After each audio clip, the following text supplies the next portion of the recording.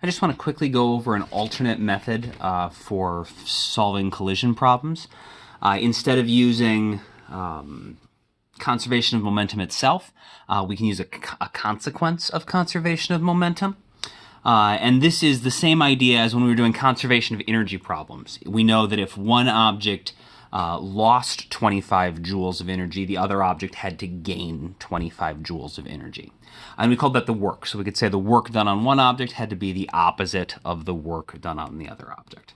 Well, the same thing's got to be true using momentum. If momentum's conserved and one object gains positive 25 kilogram meters per second of momentum, the other object has to lose positive 25 kilogram meters per second, or you can think of that as gaining negative positive 25 kilogram meters per second, because the total change has to be the same. So anything one gains, the other has to lose. And of course, we call that change in momentum impulse. And so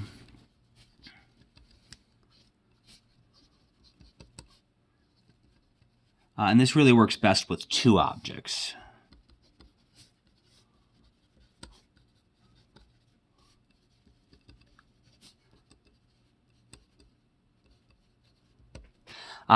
Because momentum has to be conserved,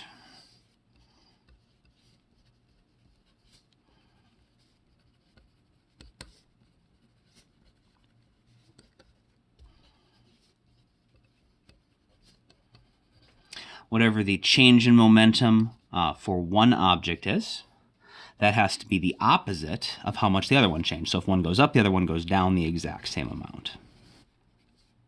And of course, we just call that impulse.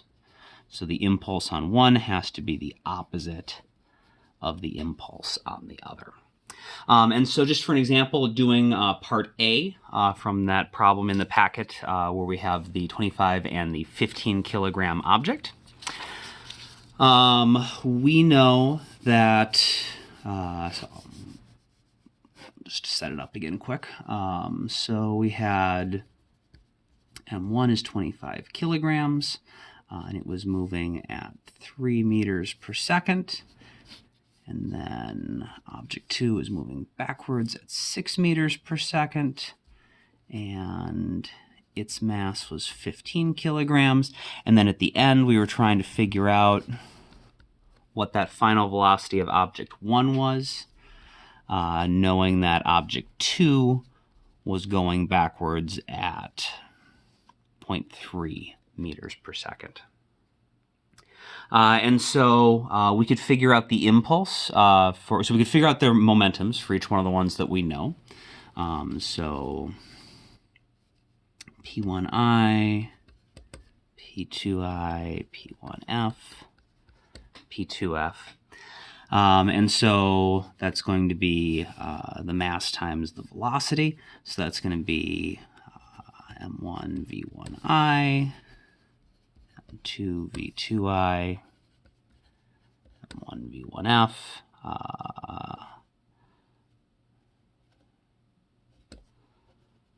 M2 V2F, which we did yesterday. And so you could calculate their momentums. So we've got 3 times, 25 times positive 3, 15 times negative 6. This one's momentum is going to be 25 V1F. So we still got to solve for that. And this one is going to be 15 times negative 0.3. And so we get the momentums of 75, negative 90, 25 V1F, and negative 4.5. All right, so the one that we know the initial and final momentum of is object 2. And so the impulse for object 2 is, its final momentum minus its initial momentum. So that's going to be final minus initial. So that's going to be negative 4.5 minus negative 90. And so we'll get an impulse of positive 85.5. So object 2 gained 85.5 kilogram meters per second of momentum in the positive direction, which means that that must be how much object 1 lost in the positive direction, or you can think of it as how much they gained in the negative direction. So the impulse for object 1 is going to be the opposite of the impulse for object 2. So that'll be negative 85.5, which is, of course, it's going to be equal to the final momentum of object 1 minus the final momentum of object 2. So, what am I doing? The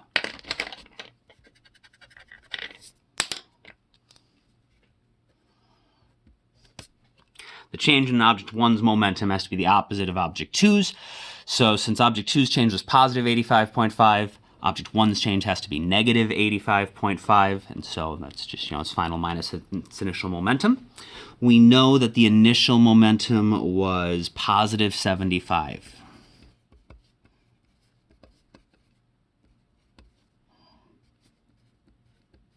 And I guess we know the final momentum for object 1 is 25 v1f. And so then we can move our 75 over to here. We'll get negative 10.5 equals 25 v1f. And then we get v1f is going to be negative 10.5 over 25, which is that same negative 0.42 meters per second that we got the other way.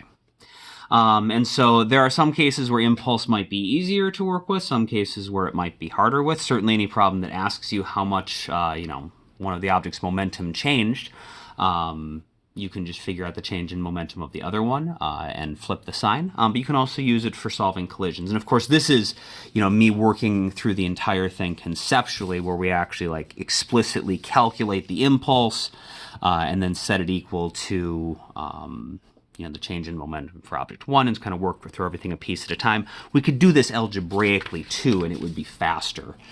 So we know the impulse for object 1 is the opposite of the impulse for object 2.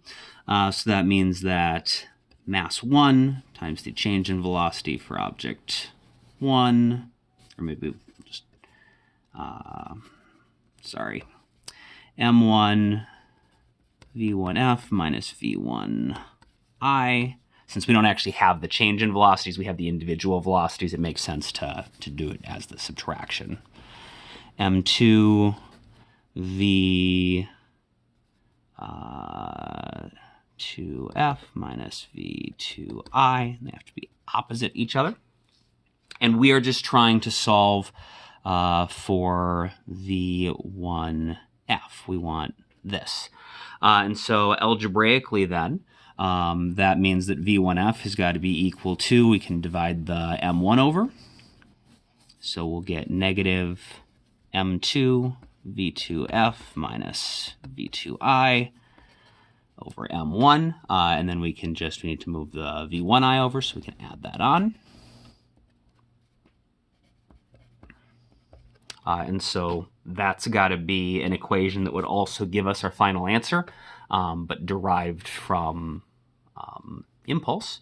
And so, if we plug our numbers in, negative 15, v2f was negative 0.3, minus the initial one was negative 6 over 25. Plus the initial momentum of object 1 was 3. And let me just grab my calculator and make sure that works. So negative 0.3 minus negative 6 is going to be plus 6. That'll be 5.7.